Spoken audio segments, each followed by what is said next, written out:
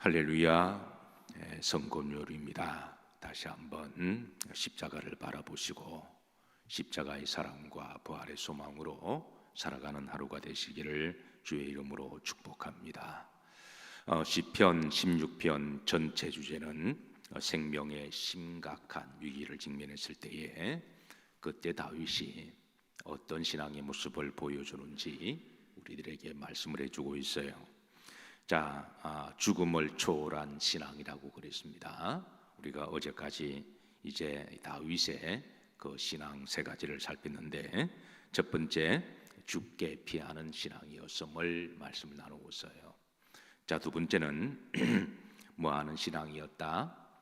기도하는 신앙이었다. 세 번째는 오직 주님만이 나의 복의 근원이 되신다라고 하는 신앙으로 이겨나갔습니다. 오늘은 네 번째입니다. 4절인데요. 오직 하나님께만 뭐하는 예배하는 신앙임을 알려주고 있어요. 4절 다 같이 합독하십니다. 다른 신들에게 예물을 드리는 자는 괴로움이 더할 것이라.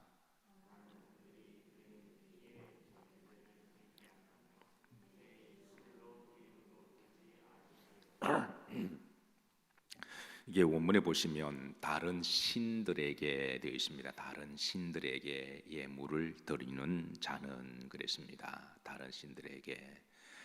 우리가 심각한 위기를 직면했을 때, 때로는 이제 죽음 앞에 우리가 어려운 문제를 당했을 때에 어떤 사람들은 우상을 찾는 사람들이 있습니다.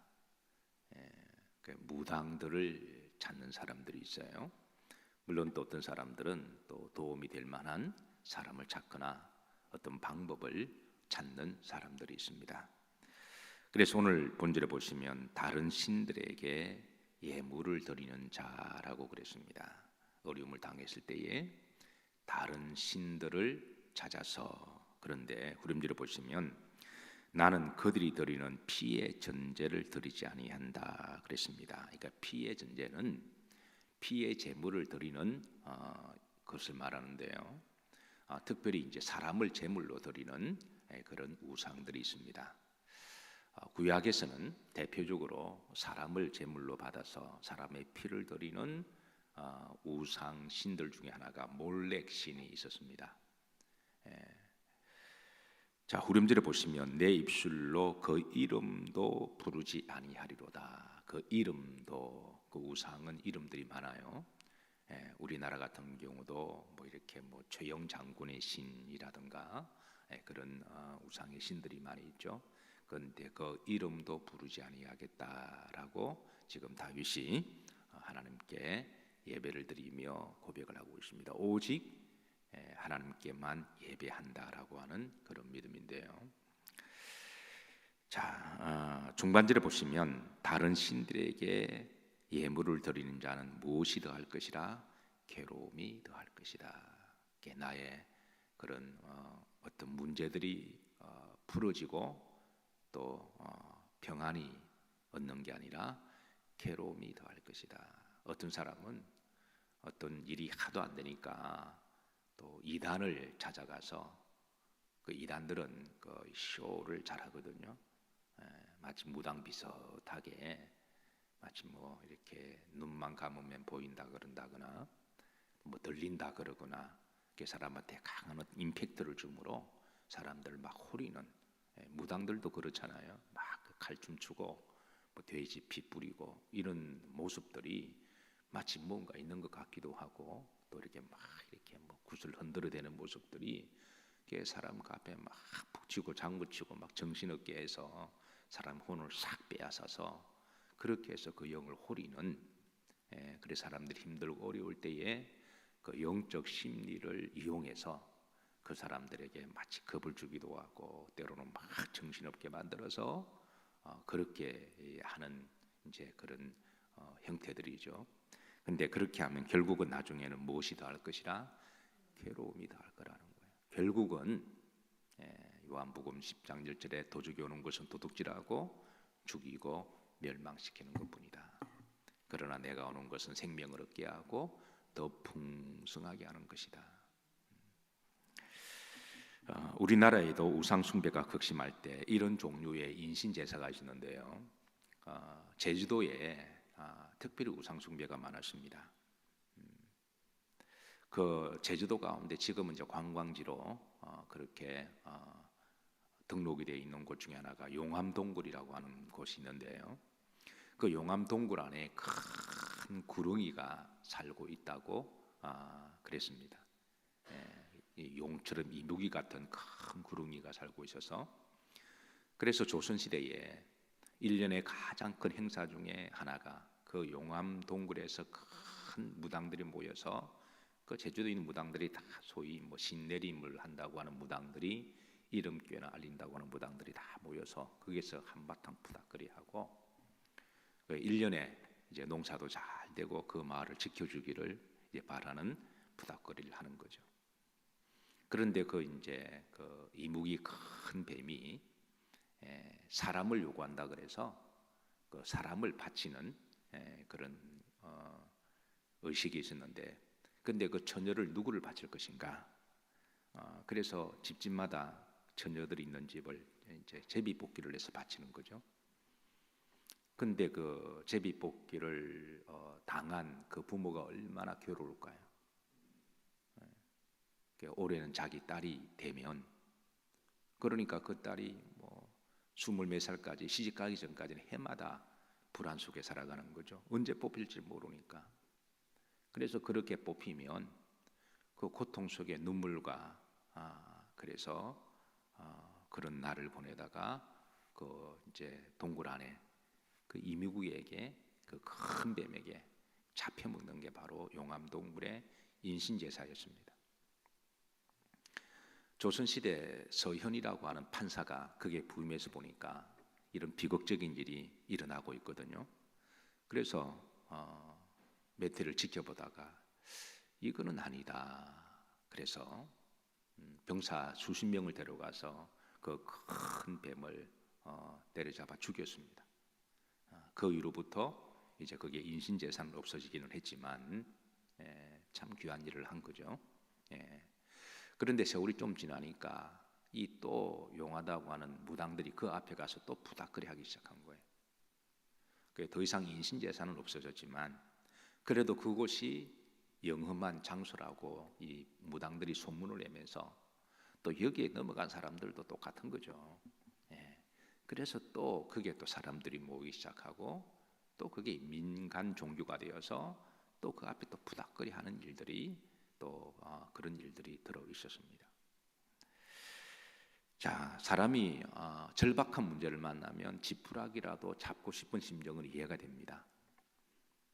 특별히 절박한 심각한 생명의 위기를 만났을 때에 이 문제를 해결해 주기만 하면 뭐 어떤 신이든 잡신이든 다 괜찮다고 생각하고, 그래서 또 어떤 사람은 또 인간적인 방법으로 열심히 사람을 쫓아다니는 사람들이 있고, 또 어떤 사람은 또 자기의 경험과 자기의 지식을 믿고 또 그렇게 해결하려고 하는 사람들이 있습니다. 그러나 다윗의 고백은 자기가 심각한 위기와 죽음 앞에서도 다윗은 오직 하나님께만 예배하겠다고 하는 믿음을 보여주고 있습니다.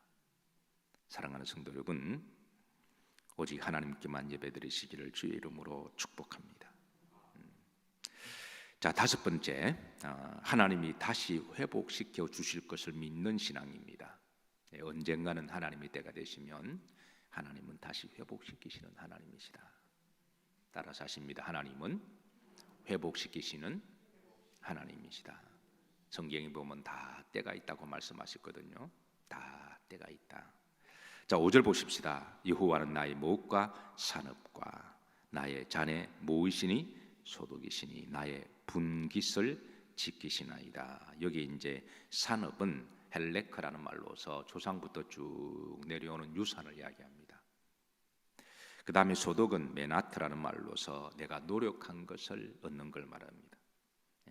여러분, 내가 땀 흘리고 노력한 것을 하나님의 때가 되면 거두게 하는 것도 하나님의 은혜인 줄로 믿으시기를 주의 이름으로 축복합니다.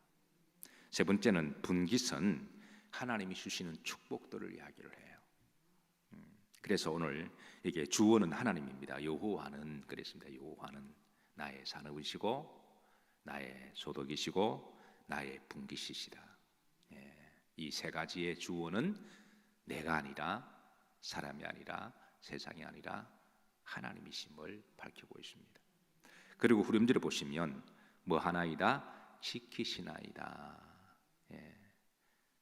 이 산업과 소득과 분깃을 이게 뭐다 지키시는 분도 누구시다? 하나님이시다. 여기에 이 헬렉 산업은 이제 조상부터 내려오는 유산, 우리가 뭐 그 땅도 조상부터 내려오는 것들이죠. 또 뭐가 있을까요? 쭉 내려오는 것들. 내 힘으로 내가 얻지 내 힘으로 아닌 얻은 것들이 있잖아요. 그게 이제 부모로부터 물려받은 그런 유산, 뭐 땅. 여러분 건강은 어떤가요? 건강은 여러분들이 열심히 노력한다고 해서 지켜지는 건가요? 내가 밥 잘 먹고 운동 매일 에브리데이 하고 그러면 그 건강이 영원토록 막 지켜지는 건가요? 성경은 그런 노력도 해라고 말씀하십니다. 이게 이제 소득은 메나트라서 노력을 말하는 거니까. 근데 노력만 가지고 안 된다는 거예요. 결국은 하나님이 지켜주셔야 됩니다. 여호와께서 내 건강을 지켜주셔야 돼요. 여호와께서 내가 여러분 자고 일어나서 숨 쉬는 것 이거 우습게 생각하면 안 됩니다. 숨 쉬는 것도 얼마나 귀하고 복된지. 여러분 혹시 힘들고 좀 어려우시면 시간 내셔서 병원들을 한번 가보세요. 병원에 가면 사람들 그게 다 모여 있는 것 같습니다. 아무리 코로나 뭐 2m 거리 두기 하더라도 병원 가면 바글바글합니다. 그리고 더 여러분이 깊은 뭐 영적 슬럼프에 빠지거나 힘든다고 하는 분들은 중환자실에 가서 하루만 계셔 보세요. 목회를 하다 보니까 저는 중환자실에 갈 일이 많습니다. 특히 미국에서 잔스 홉킨스 병원에 이제 병원 목사 채플이 있다 보니까 병원에 갈 일이 많아요. 그러면 우리 같은 경우는 중환자실이 그냥 프리패스로 들어가요. 중환자실에 가면 온 몸을 다 해짓고 그냥 다시 봉합하고 산소호흡기 끼고 이렇게 그냥 분들 보면 참 안타깝고 참 이렇게 아픔이 있지만 우리에게 일상의 생명 주신 하나님 은혜가 얼마나 귀하고 그걸 영혼 깊이 깨닫습니다. 지키시는 분은 하나님이십니다. 지키십니다. 여호와는 나의 생명을 지키시고, 사실 다윗은 왕이잖아요. 옛날부터 왕들이 착각하는 게 있습니다. 왕이면 나라가 지끄라고 생각해요. 백성들도 지끄라고 생각합니다. 그래 한두 명 억울한 일 당하고 죽여도 뭐 흔히 그럴 수 있지 뭐 나라를 통치하다 보면. 왜냐하면 지끄라고 생각하기 때문에 그런 거예요. 자기 마음대로 해도 된다고 생각합니다. 그러다가 나중에 이제 독재가 되고 패왕이 되는 거죠. 근데 다윗은 이 모든 것은 다 하나님 거라는 거예요. 하나님이 자기에게 사명을 주셔서 잠깐 맡겨주신 것이지 이 모든 것은 하나님이시고 이 모든 것을 지키시는 분은 하나님이시라는 거예요. 자, 여러분 저는 여러분들의 인생에 여러분의 왕이 여러분이 되지 않기를 주의 이름으로 축복합니다. 무의식 중에 내 입 가지고 내 말도 못해. 그러니까 무의식 자기가 왕이라는 거예요. 내 발 가지고 내 마음대로 못 가냐? 내 돈 가지고 내 마음대로 못 쓰냐?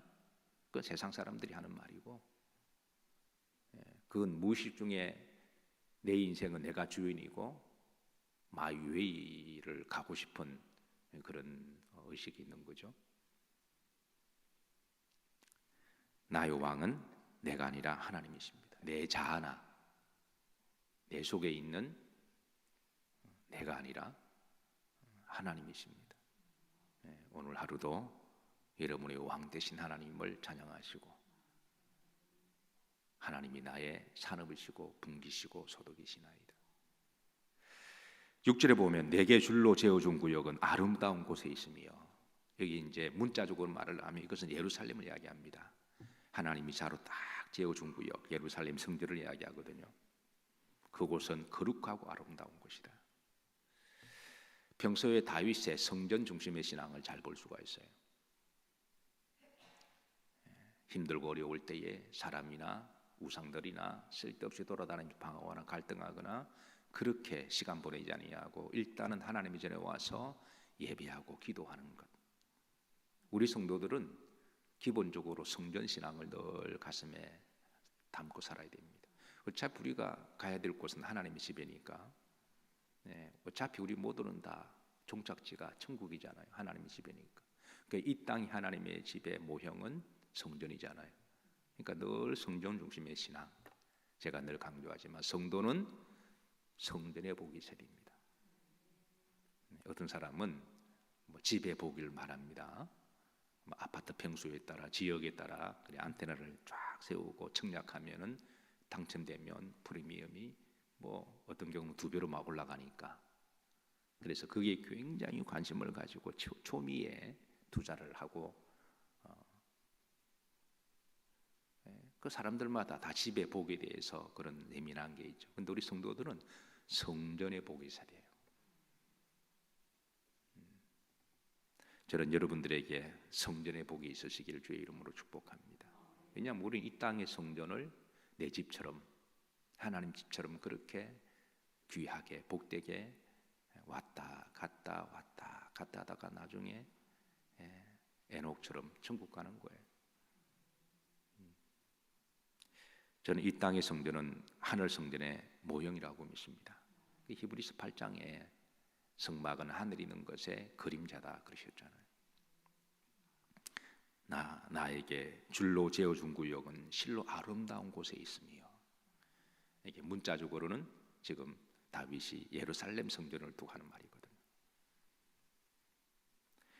교회가 평안하도록 기도해 주시고, 교회가 은혜롭고, 교회가 하나님 앞에 예배 잘 드리고, 교회가 제단에 불이 꺼지지 않도록, 또 교회가 또 해야 될 사명들이 있습니다. 여러분들이 그 사명의 한 부분을 잘 감당하죠. 교회는 함께 세워져 가는 것이지, 저절로 있는다고 해서 교회가 교회다워지는 것도 아니고, 목사 혼자서 교회를 알아서 다 하는 것도 아니라, 어느 한 사람으로 교회가 되는 것도 아니라, 성도들이 다 고린도전서 12장에 보면 각 지체의 한 부분으로서, 그래서 그 역할을 말없이 겸손하게 좀 부족한 부분 보이면 그 부분이 내가 하면 되는 거죠. 어느 교회는 은혜가 없더라. 그 본인이 은혜로운 부분을 감당하면 되는 거죠. 어느 교회는 뭐가 좀 피아노 치는 사람들은 내가 피아노 치면 되는 거고. 그래서 그 부족한 부분을 각자가 한 부분을 감당함으로, 그렇지 유기체적인 교회가 건강하게 세워져 나가는 거죠. 기도가 부족하더라. 내가 그 기도하면 되잖아요. 예배하는 사람이 부족하더라. 그럼 내가 그 예배의 자리에 앉으면 되는 거고. 그건 전도가 없어. 본인이 전도하면 되잖아요. 그렇게 해서 우리는 다 세워갈 때에 건강한 교회가 되고, 또 주님께서 찾으시는 그런 교회가 되는 거죠. 자, 나에게 줄로 재어준 구역은 아름다운 곳에 있으며 나의 기업이 실로 아름답도다. 이거는 개인적으로 말을 하면 하나님이 나에게 주신, 자로 재어진 그 사람에게 주신 기업이 있다는 거예요. 이게 이제 문자적으로는 예루살렘을 말하지만, 그러나 개인적으로 보면은 각자 주신 하나님의 자로 딱 재어진 하나님의 축복의 산업이 있다라는 거예요. 예를 들어서 가정도 그렇잖아요. 가정은 하나님이 그 사람에게만 부부가 함께 아름답게 만들어가야 될 자로 재어준 구역입니다. 그래서 어떤 사람은 그 가정이 실로 천국이 되기 위해서, 행복하고 안식의 공간이 되기 위해서 부부가 믿음으로 서로 노력하고, 서로 조심하고, 서로 존중하고, 예배드리고 기도하면서 그렇게 가정을 잘 만들어가는 사람이 있는가 하면, 어떤 사람은 가정에서 폭군이 되고 술과 담배, 도박하고 화투치고 서로 욕하고 싸우면서 지옥으로 만들어가는 것도 그 사람의 목입니다. 그래서 어떤 사람의 가정은 하루 일과를 마치면 빨리 들어가서 가족들과 함께 이야기도 하고 좀 쉬기도 하고 좀 그런 곳이 있는 거. 어떤 사람은 들어가기 부담스러우니까 밖에 뱅뱅 돌다가 피 같은 돈을 그냥 술집에 다 갖다 바치고 다른 사람에게 다 그냥 써버리고, 그 얼마나 어리석은 일인가요? 예. 하나님이 나에게 자로 재워준 구역, 그게 또 가정일 수도 있고 직장이기도 하죠. 예. 하나님이 나에게 직장을 주셨다면 그 직장이 귀한 줄 알고, 하나님은 그 직장의 메나트, 내가 직장에 노력한 대가로 하나님 나에게 소득을 주시니까, 그래서 그것을 귀하게 여기면서 그 직장에 대해서 열심과 성실과 정직하게 최선을 다해서 노력해서 그 직장 상사에게 인정을 받고 동료들에게 인정받고, 그러면 자로 재워준 그 직장이 실로 아름답고 그게 또 재미있는 곳이 되는 것이잖아요. 근데 그 자로 재워준 그 직장 우습게 생각하고 그냥 거기에서 그냥 그러면 나중에 관계도 안 좋아지고, 그 쫓겨나면 그 하나님이 주신 그 자네 소득을 잃어버리는 것이잖아요. 학생에게 자로 재워준 구역은 학교죠. 학교에서 가서 열심히 공부하면 나중에 하나님이 축복의 통로가 되게 하시고, 여러분들에게 하나님이 자로 줄로 재워준 구역이 아름답게 만들어 가시기를 주의 이름으로 축복합니다. 결론적으로 이 성도의 기업은 하나님이십니다. 이 땅에 뭐 집이나 돈이나 이거는 다 부분적인 기업이고, 우리 성도의 영원한 최고의 기업은 하나님이십니다. 하나님 안에 모든 것이 있습니다. 하나님 안에 구원도 있고 하나님 안에 평안도 있고, 요한복음 14장 27절에 내가 너에게 평안을 주노라. 내가 주는 평안은 세상이 주는 것과 같이 아니하노니 너희 마음에 근심하지도 말고 두려워하지 말라. 하나님 안에 평안이 있으시고 하나님 안에 생기가 있었습니다. 우리는 날마다 하나님의 생기를 공급받아야만 합니다. 기도할 때, 예배드릴 때에 하나님 우리들에게 생기를 공급해 주시니까, 하나님은 우리 믿는 사람의 기업이시고 산업이시고 소득이십니다. 하나님 안에 천국도 있어 축복합니다. 기도하십니다. 하나님, 한날도 성금요일 새벽에 십자가 아래로 모아주심을 감사드립니다. 오직 십자가만을 자랑하게 하옵소서. 그 안에 부활의 소망으로 살아가게 하옵소서. 특별히 개인의 기도를 넘어서 중보의 용사들을 불러주셨습니다. 시공을 초월하고 역사하시는 성령께서 성도들의 기도를 중보를 들으시고, 하나님께서 필요한 이들에게 친히 함께하여 주시고 위로하여 주시고 속히 회복할 수 있도록 은혜를 베풀어 주옵소서. 오늘 한날도 하나님이 자로 재워준 구역을 실로 아름답게 여기게 하옵시고 귀하게 여기게 하옵시고, 그곳에서 주신 사명 잘 감당할 수 있도록 선교사적인 소명을 가지고 살아가게 하옵시고, 오늘도 평안하며 건강하게 하옵소서. 예수님 이름 받들어 축복하며 기도하옵나이다. 아멘.